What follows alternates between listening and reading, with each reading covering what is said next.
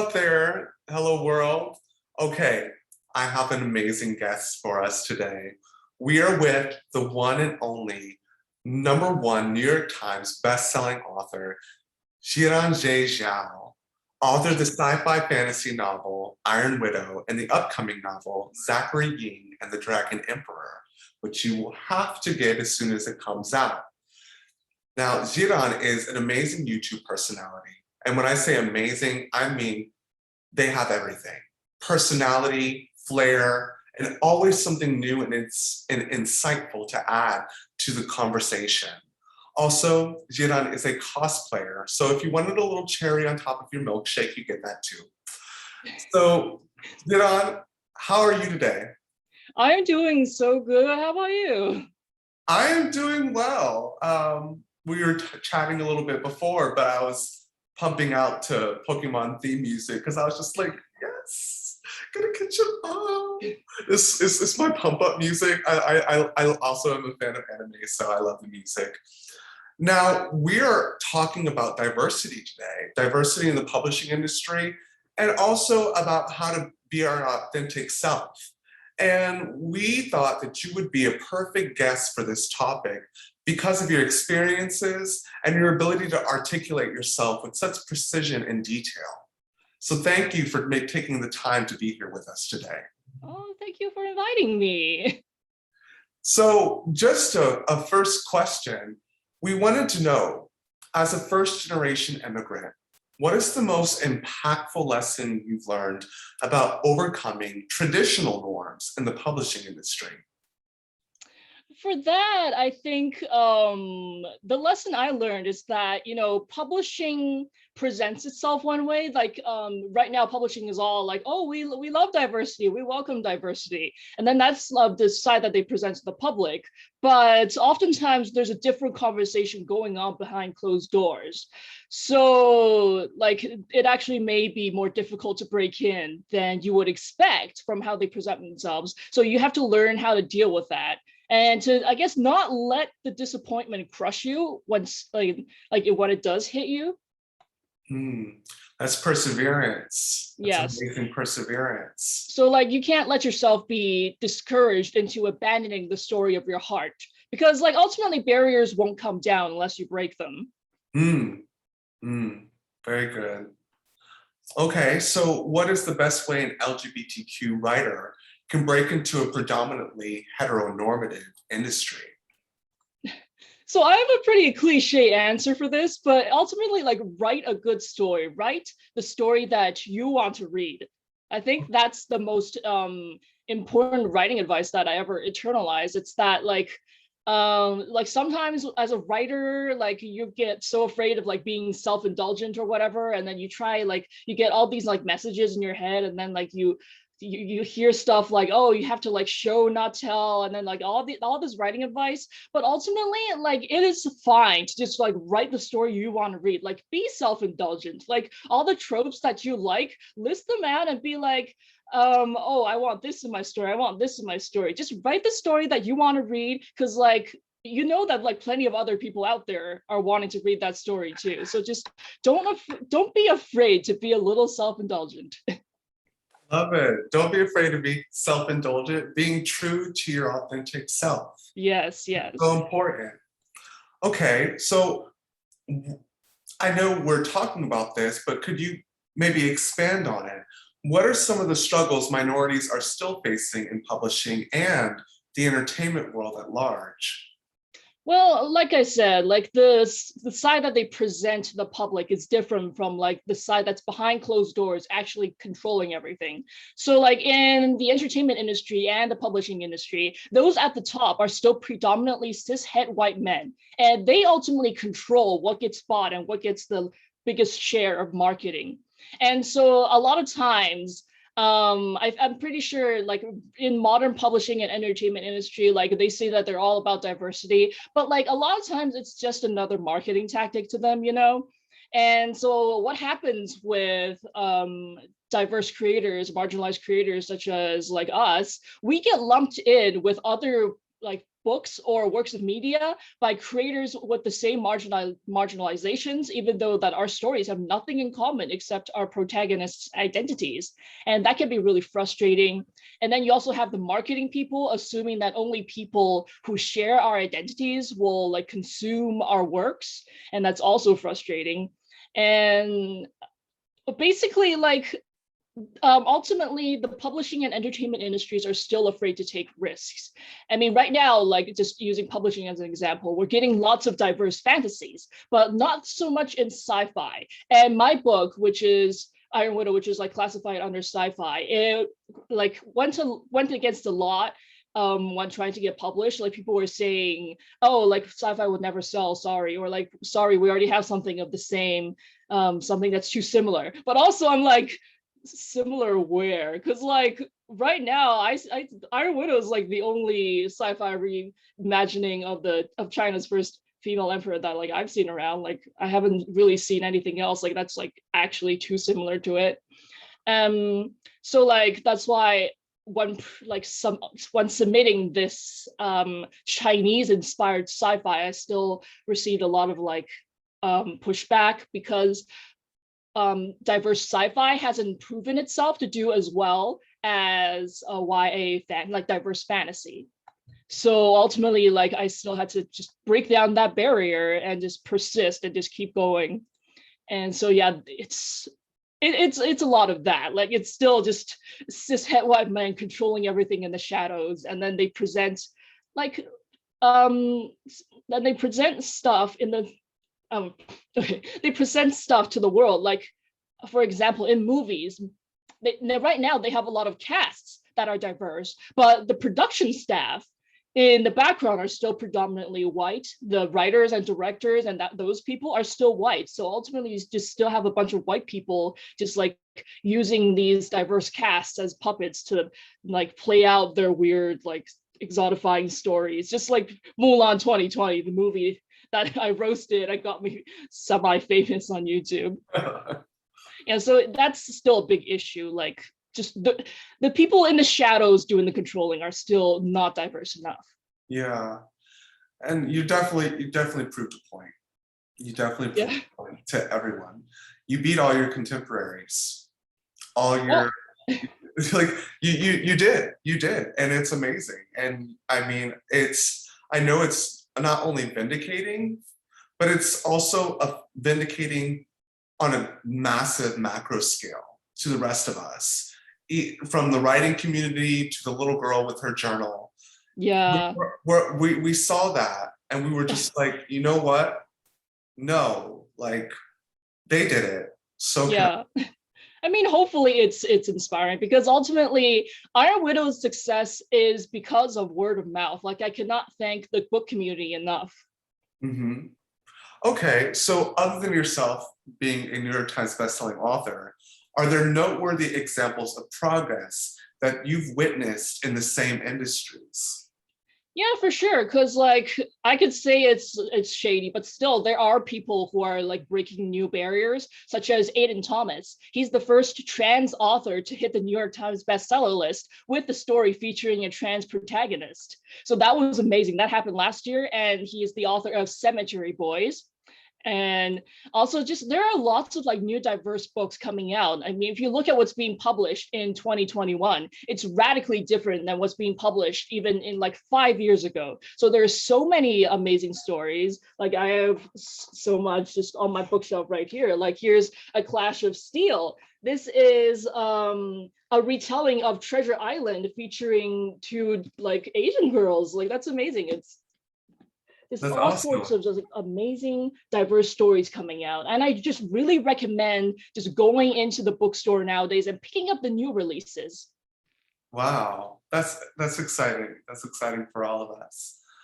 When you were writing Iron Widow, was there ever a time when you doubted whether readers would be interested in a story not only written by a minority, but also a story whose main characters represented diversity? Oh man, yes, the whole time, like the entire time. Because actually Iron Widow is my first book that featured a Chinese protagonist and actually like used Chinese culture to build the world. Because before that, I actually had a phase where like I said that I would never write a Chinese protagonist because I thought that it would be too self-indulgent again. And I thought that like if I wrote a Chinese protagonist, then I would go too deep into my culture that like nobody else would be able to understand the story. And I did worry a lot about that when writing Iron Widow, but ultimately I was like, you know what, if you don't get it, that's fine. Then like you're not the audience then. So I wrote this book for people like me, for like diaspora, for the Chinese diaspora. And if other people liked it, then that's awesome, that's fine. And so I just like used everything in my culture that I grew up with, and I built this world, I wrote this book, and I put it out there because it's the book that I wanted to read.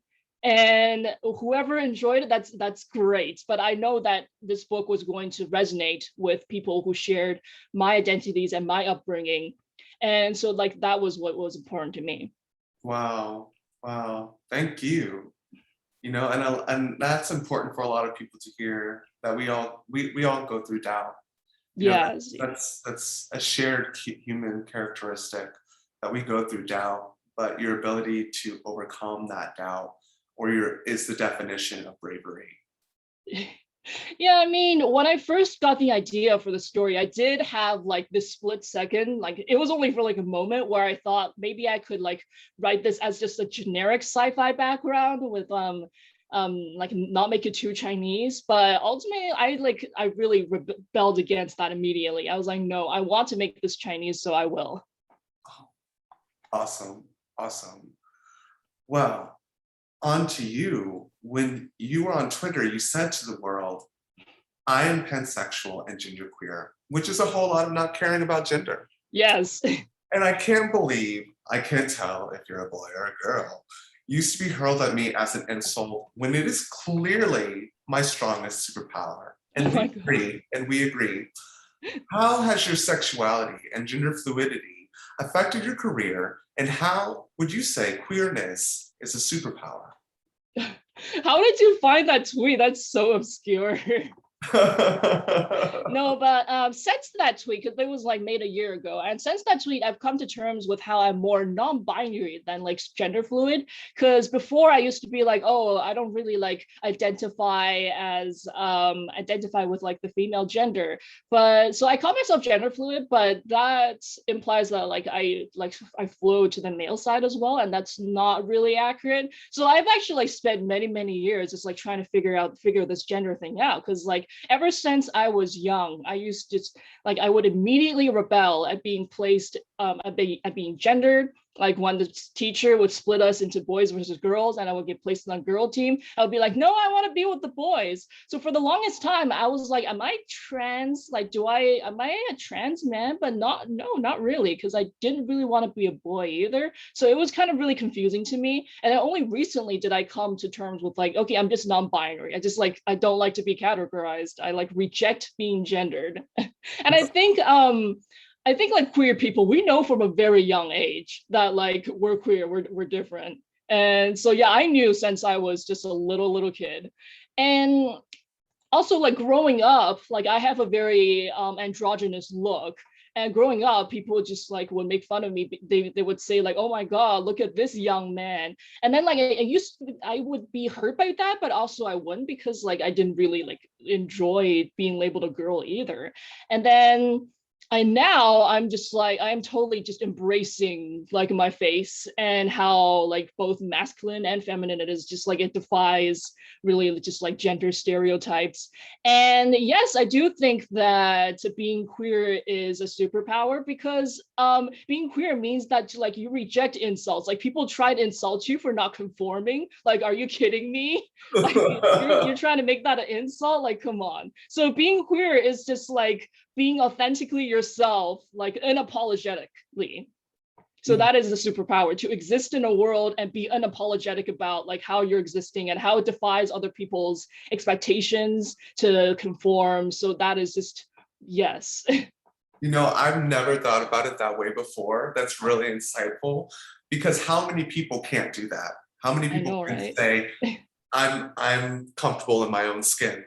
And the Hmm. fact that you are means that you've attained greatness. At Yes, least like for being queer yourself. is being comfortable, being just like your authentic self, and you're not bowing to other people's expectations. Yes, that's awesome. Okay, so what personal hurdles did you have to overcome to write so authentically? So I guess in Iron Widow, there is a lot of rage, and a lot of that rage does come from like my actual experiences, especially because my family is it's not like really that traditional, but it has some weird like values.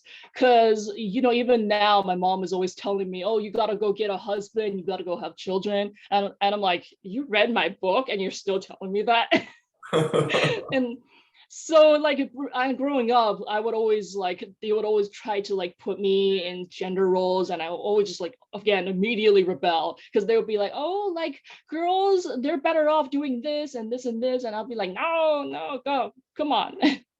So like my family just has those like kind of weird notions about like just gender roles and that kind of stuff, and a lot of it does sadden me because like my mom would say stuff like oh once you're like 30 then nobody will want you, and I'm just like, are you kidding me? Like, come on, mom. Like, I could be in the retirement home and still have people lining up at the door in their walkers. Okay, mom. Like, please, no more of this internalized misogyny.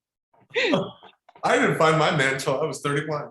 Like, come on, like,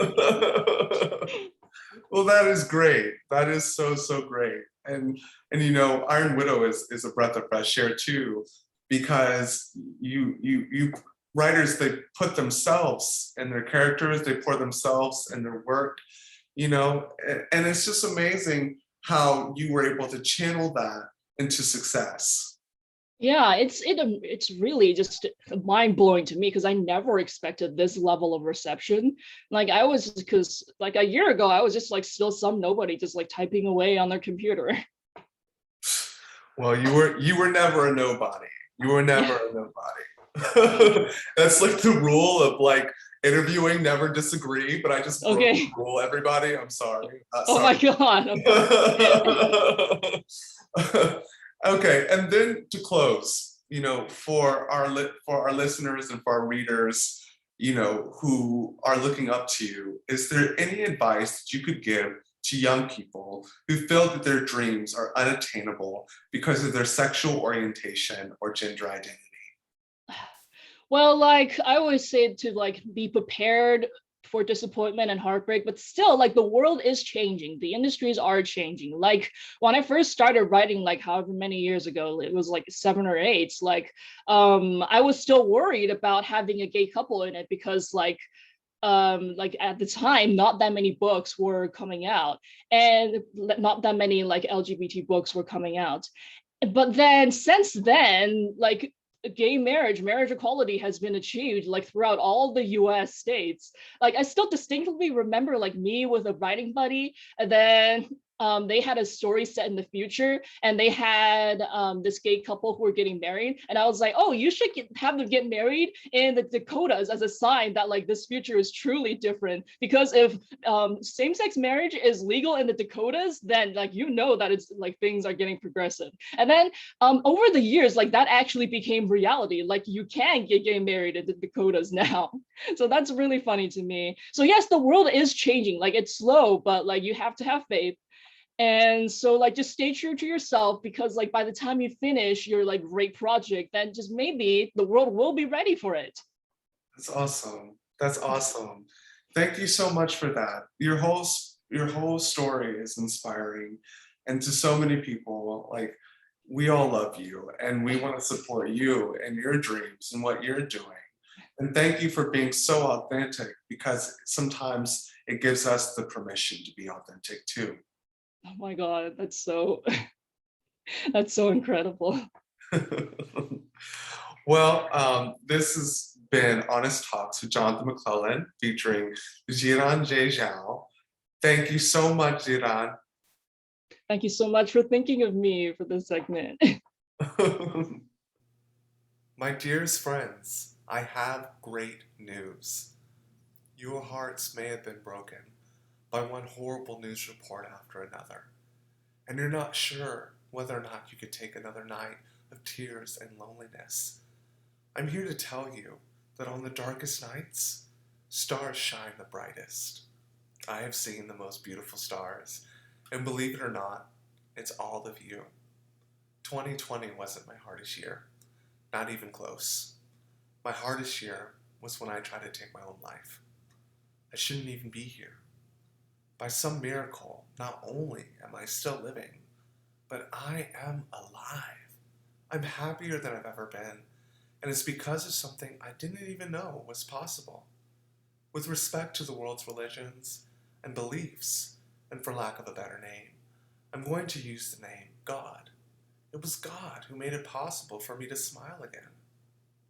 I understand that under this name, great acts of evil are done every day, but I believe God is love.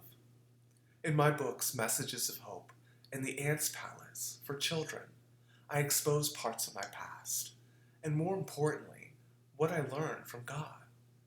Both books are part one of a series. Because part of the proceeds is going directly towards helping the homeless, just by reading, you are making a difference. Rediscover how to hope again, and teach your children what true riches are from the most unlikely of teachers. God is still speaking, and even if you lived in actual dirt, like the ants in the ants' palace, there'd still be something to smile about. You can get your own copy of Messages of Hope or The Ants Palace from online retailers like Amazon. Order them from most bookstores or request them from your local library. Remember this, one hardly finds a treasure without first hoping that it exists. I have found my treasure, and I'm sharing it with all of you. For even more content, follow my Facebook page, Johnny Appleseed's Poems, or facebook.com/New Seeds of Hope. This has been Honest Talks with Jonathon McClellan, where everyone, and I mean everyone, is welcome. Thank you.